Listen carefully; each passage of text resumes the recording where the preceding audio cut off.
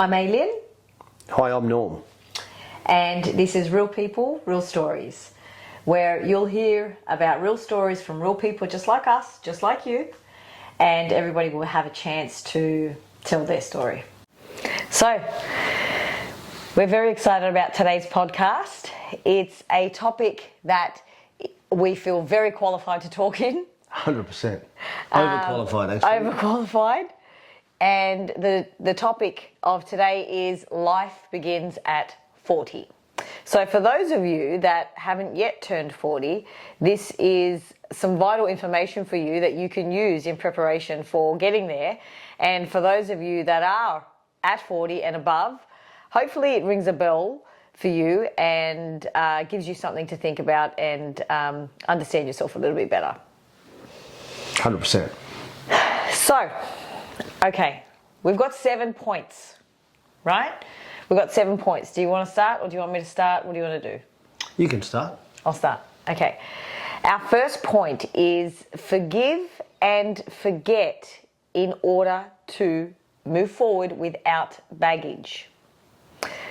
So, that's easier said than done unless you give yourself permission to let it go for the purpose of self-betterment of yourself and those around you. Let me break that down. When we hold on to the wrongdoings of others or circumstances that are in the past, we continue to relive those, right?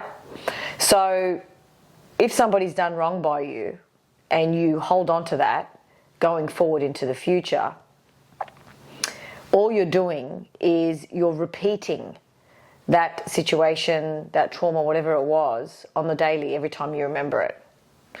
So rather than do that, would it not feel better for you? Would you not be able to move forward better without the baggage of it holding you back? Think of it like a ball and chain. You, and only you, actually have the choice and the ability to just let it go. Understand that, yes, in life, people are going to do some pretty shit things. And a lot of the time, you're not going to understand it. And a lot of the time, it's going to just seem unreasonably malice. You know, people do shit things and you might just think, for what purpose? Like, why? Right? The longer you keep trying to understand somebody else's thought, the longer you keep yourself in that prison. So you are allowed and you actually have the ability to forgive and just make peace. When I say forgive, though, I'm not saying forgiveness is not, it's okay that you did that. That's not what I believe forgiveness is. Forgiveness is, you did that and it had this impact on me, but I am going to give it away and I am going to forgive the circumstance and I am going to allow myself to move forward without the baggage of this. And for that reason, I choose to just create forgiveness in my heart, because the fact is you don't understand why people behave the way they do. So if I can't understand you, then I don't know why it is you did what you did. And because I don't have that understanding, I'm not qualified to judge you. This is going pretty deep now. So you can choose to forgive and just forget it and leave it in the past and move forward without the pressure of holding on to that frickin' ball and chain that keeps pulling you back. It's a pretty very, very well said. Big one. You know, just adding to that, like we're talking about you're 40 now, right? Yeah. So you've had 4 decades. Think about this. You've had 4 decades of trial, error, failures, wins, accomplishments, setbacks, deaths maybe, Yeah. losses, there's so much that's happened in the last 40 years of your life. So it's okay for you to forgive and forget, because you've been holding on to this. Some people hold on to things for over 20 years. Yeah. I haven't spoke to my brother in 20 years. I'm just using this as an example. Haven't spoke to my sister in 20 years. My father and I don't connect anymore, 20 years. All because of something that happened 20 years ago.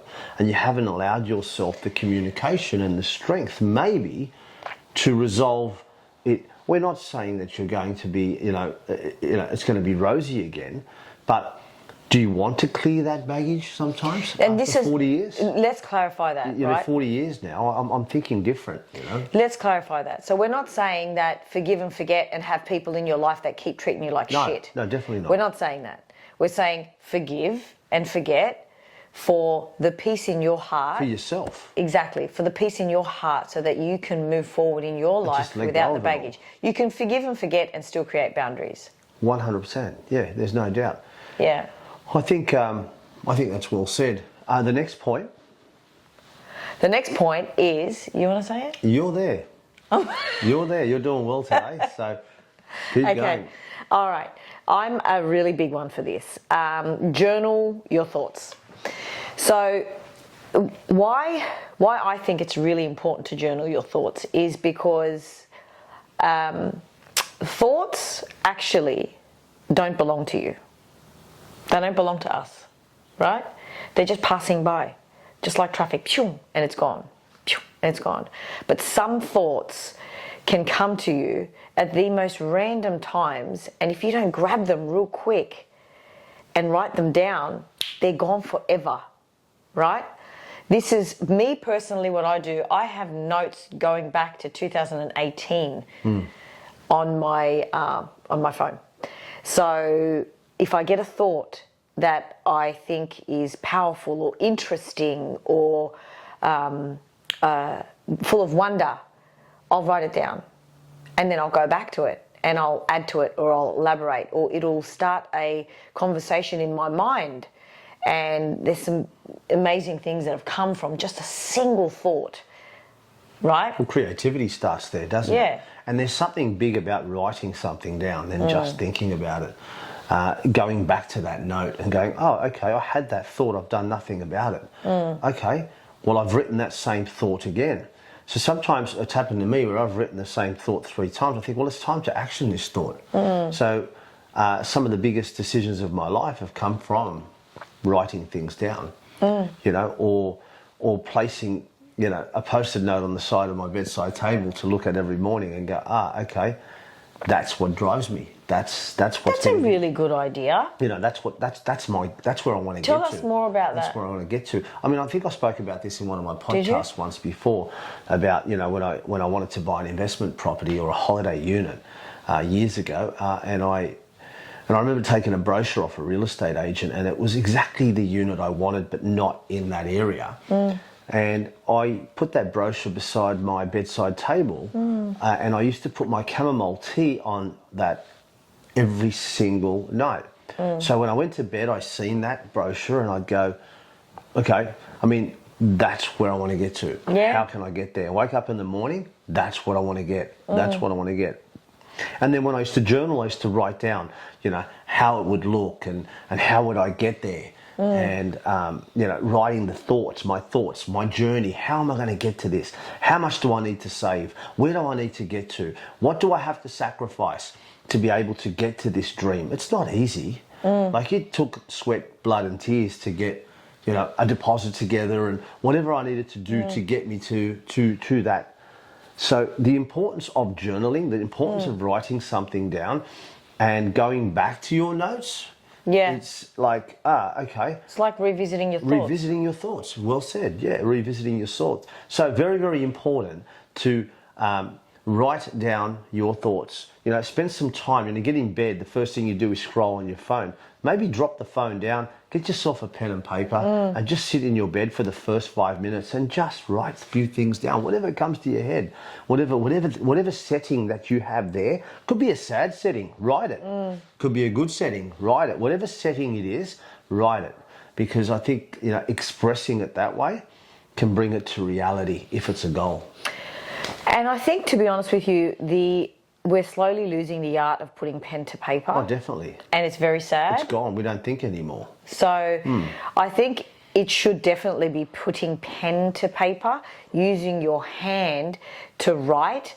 There's something really powerful in that you don't get when you're typing, right?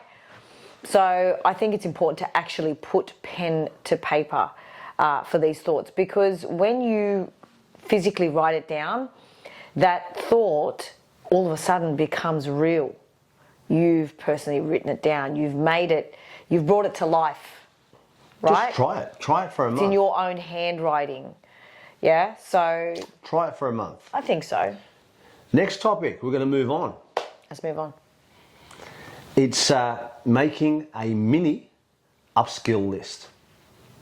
What does that mean? What does it mean? I think you should be, you know, you're 40 now again, we're talking from 40. You've had decades, as I said, to find yourself, you know, and now you need to actually think of, okay, how can I, because let me just say this, I think, you know, when you're in your 20s and 30s, your 20s and your 30s, you're still in that adolescence, young adolescence sort of years, if I can say. When you hit 40, I think it's more of I think it's when you really hit your maturity and adulthood. You know, I call it I'm going to say this. Say it. Brace yourselves. I call it the fuck off 40s.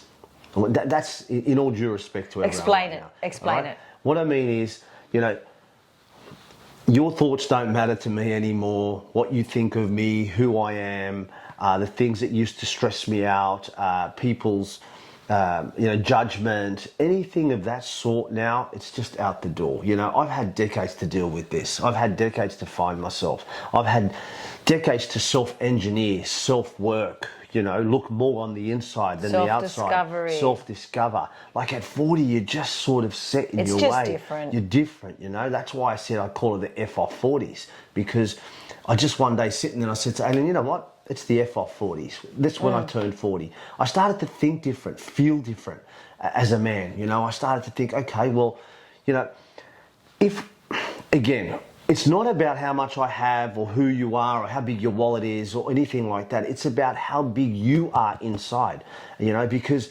if you've had a bad run right up to your 40s and you've had some bad luck and things haven't been your way, man, 40 is a good year to pick it back up and go again, because you're only halfway through your life, let's be honest. So 40 is a really good year, I think, because you're going to think different at 40.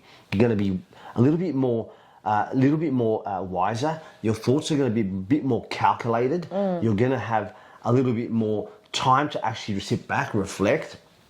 So by doing a mini upskill list, what that means is write down a couple of things that you think you should upskill in your life at 40. What might they be? What might they be? So, moving forward, I would say the biggest thing would be maybe looking at your health status. Where are you at physically?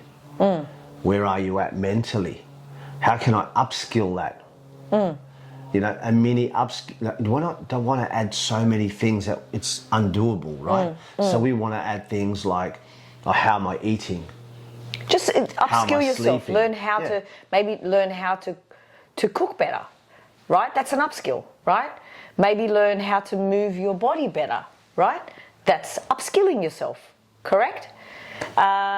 There's many different upskilling things in your career, right? You upskill yourself within your career. So you might do a course, or you might start, it can be anything from learning photography, right? Learning some sort of art, you know, how to play an instrument. When you upskill yourself, you use your brain, you challenge your brain, and you use different parts of your brain. So you're growing in all different areas. And isn't that what keeps us, as we get older, isn't that what keeps us sharp? And isn't that what keeps us moving forward and growing? Remember the law of life? What's the law of life? Either you're growing or you're dying, right? So we want to continue to keep growing in any area that we can. So yeah, make a little, a mini list for yourself and think, okay, that course I've always wanted to do, I'm actually going to do it. I'm going to do it because it's never too late. The word is never too late. Really is never too late.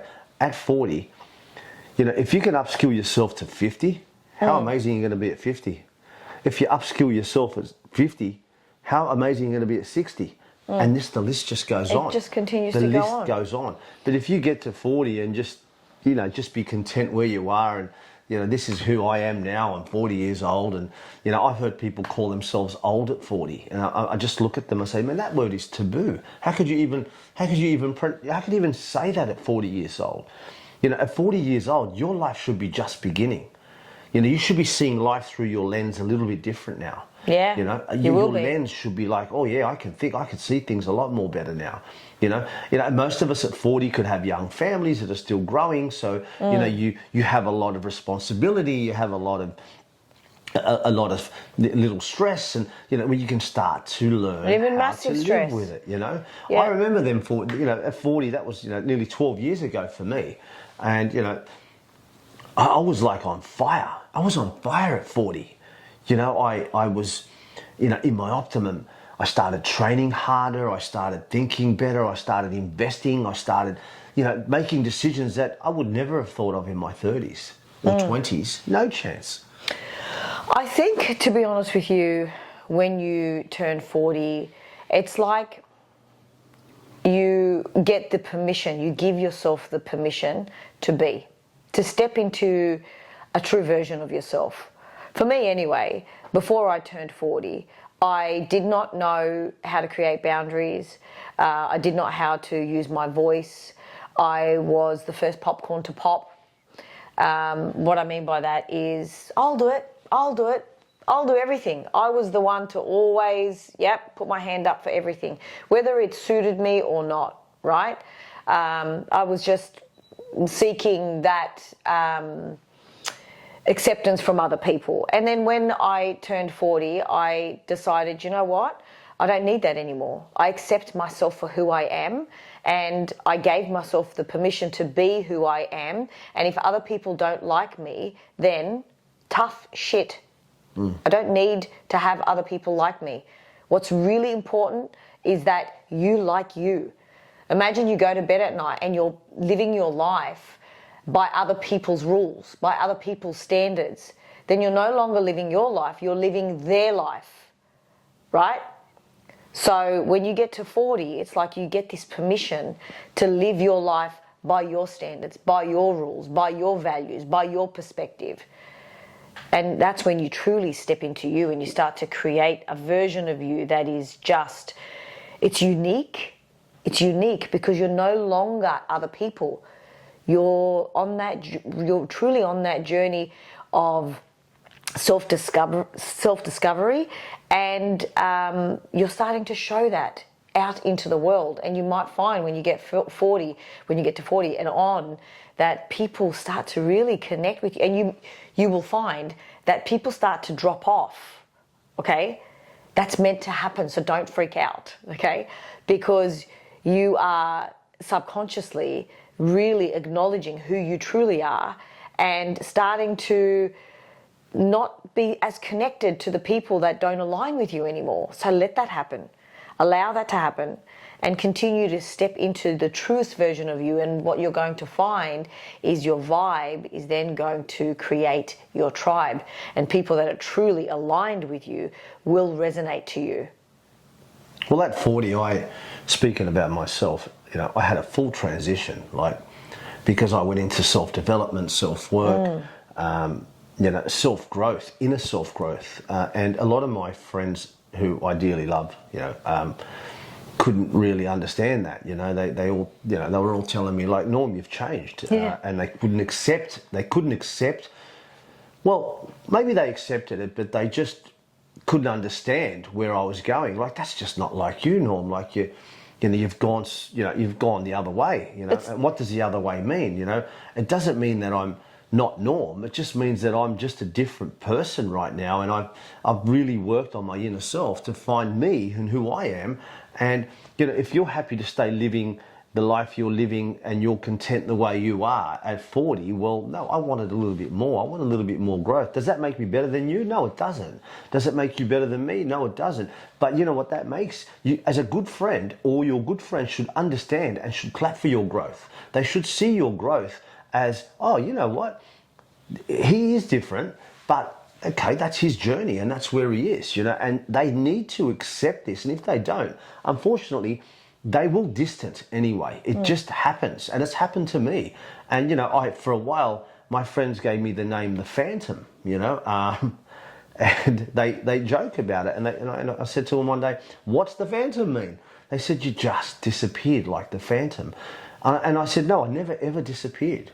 All I did was just transition into my own self and to my life. But you know what? If you pick up the phone and you need me, I'll be there for you quicker than anyone." That's right. But I'm still not living that life. Whatever that life is that you're living, I transitioned into different things. I wanted well-being more than alcohol. I wanted, I wanted more time on self-reflection. I wanted meditation. I want relationships. I did not want to be, still sitting in that hole and polishing, 5 bottles of wine. It didn't serve me anymore. And if it serves you, hey, good luck to you. And if you think that's your highest purpose, that's fine.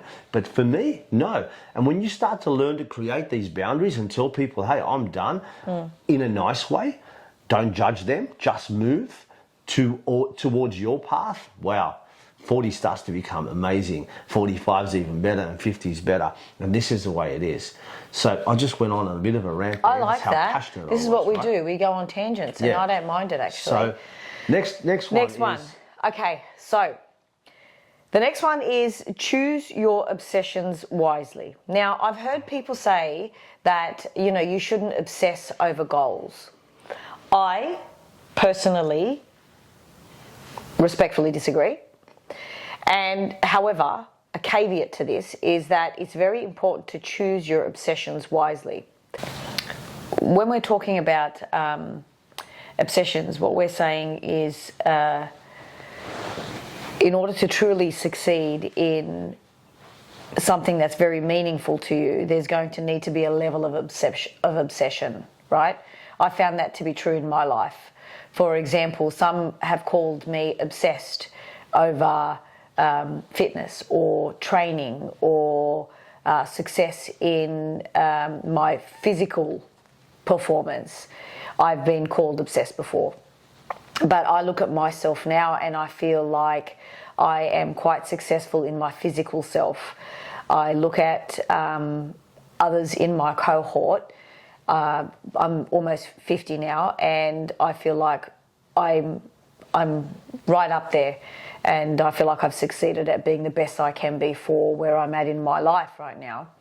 And that's because of your obsessions towards, towards your goals, basically. That's it. Also choosing obsessions wisely could also go two ways as well. Obsessions could be an addiction as well. So, you've got to choose your obsession or addiction wisely, because there are addictions out there that, are not going to serve your purpose and are actually going to decline you in your life. So at 40, I think it's very, very important that you choose your obsessions to suit your future life. If your behaviours are not serving you and haven't been serving you for a decade or more, why are we still obsessed by these behaviours? Why haven't we changed? Why haven't we flicked the switch? Is it because I don't know how? Well, there's a lot of help out there. There's a lot of mentors, there's a lot of coaches. There's so much you can do and invest in your obsessions to actually move forward and break through whatever has broken you previously.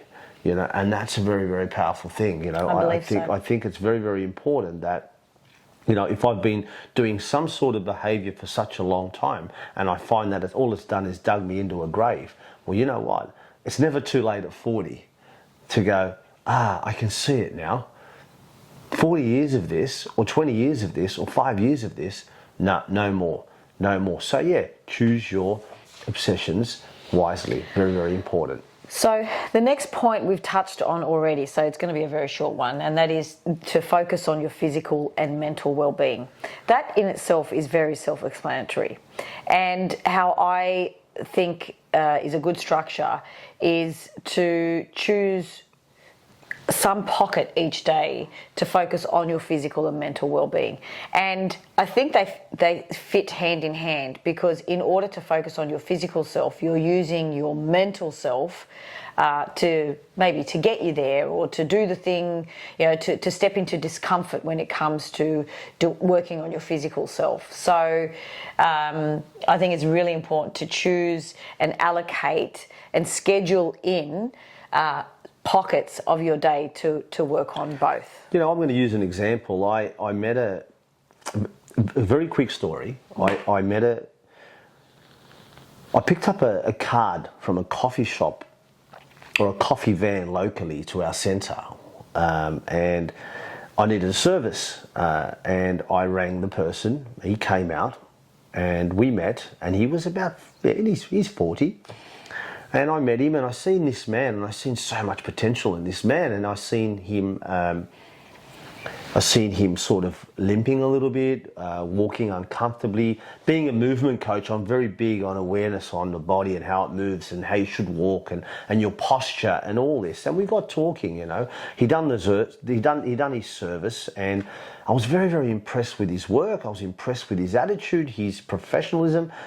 His attitude was beautiful. His energy was great.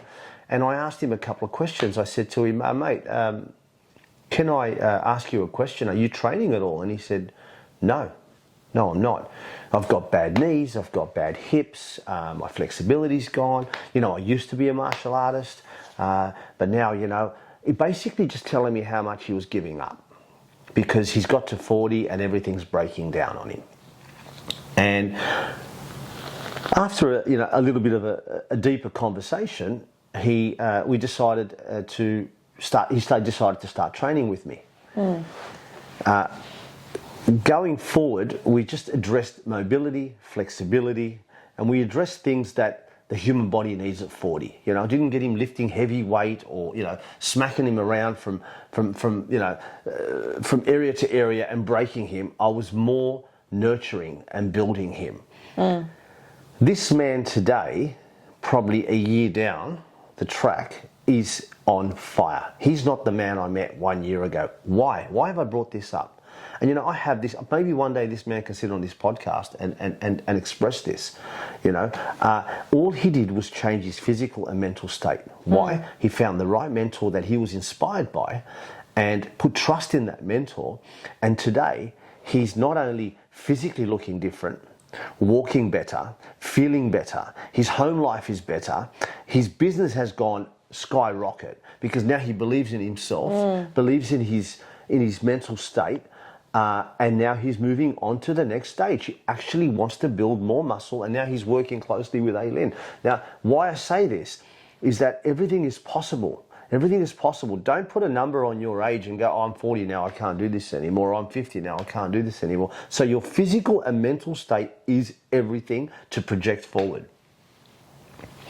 Next point, and this is a big one. Give yourself the permission to take a break. I personally struggled with this one for a very long time, and it was only after I turned 40 that I realised that it's okay. It's okay to take a break, because think of sleep. Okay, so when I work with people, I look at obviously biofeedback markers, and the most important one that I look at is their sleep. Right? In order to resolve other areas and other issues, number one thing I'm going to look at is your sleep. How are you resting and recovering? Right? And I've said this before, because your sleep is when your body takes a break, right? And starts to repair and recover. So if you don't allow yourself the permission to take a break, repair, recover, give yourself time to just breathe without all of the external stuff coming in, or without the to-dos, or without all of that, if you don't give yourself the proper time to truly take a break, and not just, I'm going to sit down and take a break. You know, at work you might have an hour break, but are you really breaking? You know, you could still be working through your break. Or I find people, when they're sitting down to have lunch, they're still taking something in, they're watching something, or, you know, they're still doing something. Permission to take a break means the permission to just be. Just be, without anything coming in or any doing. So I think it's really important. Yeah, just adding to that, sleep's very, very important. But something that I practice, and I practice in my stretch and move class, is the power of stillness. A lot of people have not really explored the power of stillness, and it's something as simple as, just laying on the ground for the next 5 minutes with a stopwatch on and just being completely still, breathing in from the nose and just, excluding the outside world for a minute and just focus back onto your breath. It's all good to be going and moving and on the go and non-stop, but it's also powerful to be able to go, right, I'm going to stop right now. I'm going to stop for the next 5-10 minutes and just do nothing. Breathe, and be with myself, and not even think. Now that means being with myself, not thinking as I'm still thinking of what I'm going to do in the next 5 minutes when I get up, or thinking of, where I need to be at, or think of, work or whatnot. No, I mean, you need to be still. And what I find when we do practice this in one of my classes, I find that a lot of people struggle with this. But the guys who are consistent and have been doing this with me for a while now, they're actually breaking through into this power of stillness and realizing when they come out of the stillness, they're like, wow, it's like they've come out, it's like this flower just blossomed. So maybe, have a look into that part of it as well, just to know that a break is okay. A break is okay. These are like really big points for you to actually help you with also stillness, and good sleep helps with anxiety, depression, the lot, so really think about that. And the last one, and probably the biggest one, is the power for you to learn to say the big word, no. You, at 40, should be at a stage in your life now where you can actually say no. If something doesn't serve you in your life, why is it hard for us just to say, no, I'm sorry, I don't want to be involved in that? Why do we even need to say sorry? I mean, yeah, it's a big point. I find it's really important to just bring yourself back to your awareness, and don't apologise for saying no as well. Yeah. I mean, you can elaborate on that. Like, it's nice to apologise, but in certain ways, like, I don't want to be sorry for the way I'm feeling. That's what you're saying, isn't it? Yeah, 100%. I don't want to be sorry for the way I'm feeling right now. I'm not going to apologise for expressing that I'm not interested in that, or I don't want to do that. So, no, thank you. So, we do things sometimes when we don't want to do them. Out of obligation. And then as we're doing it, we're resentful, we're angry, we're hurt, we're like, I can't believe I'm doing this. I can't believe I did that. I can't believe I helped them with that. I don't want to be here. I don't want to do this. No, just say no. Yeah. So, when I got to 40, I decided that, all my cultural behaviours, all the stuff that I needed to do to please other people around me, if I didn't turn up to that wedding, what would they think of me? If I didn't, turn up to that dinner, or if I didn't, no more. I'm sorry, I won't be attending. It works so good, because then I don't have to put myself through something I don't want to be around, or I don't want to be associated with. Say no. It could be, we've done it together. There's certain things that I wanted to do and Aylin didn't. She says, no, look, I'm not interested. And I respected that. Or vice versa. We respect each other's thoughts, because there's a reason behind why you said no. You've probably had decades of saying yes. Just remember, we're talking from a 40-year-old age now, aren't we? We're talking from a 40-year-old perspective. You've had decades of you saying yes to something you don't want to do. True? Absolutely. So it's time now just to say no. So we're going to leave you with that. Yeah. So just a quick recap. It's okay to forgive the past and forget and let it go, so that in order for you to move out without any of the baggage, to move forward freely without the baggage.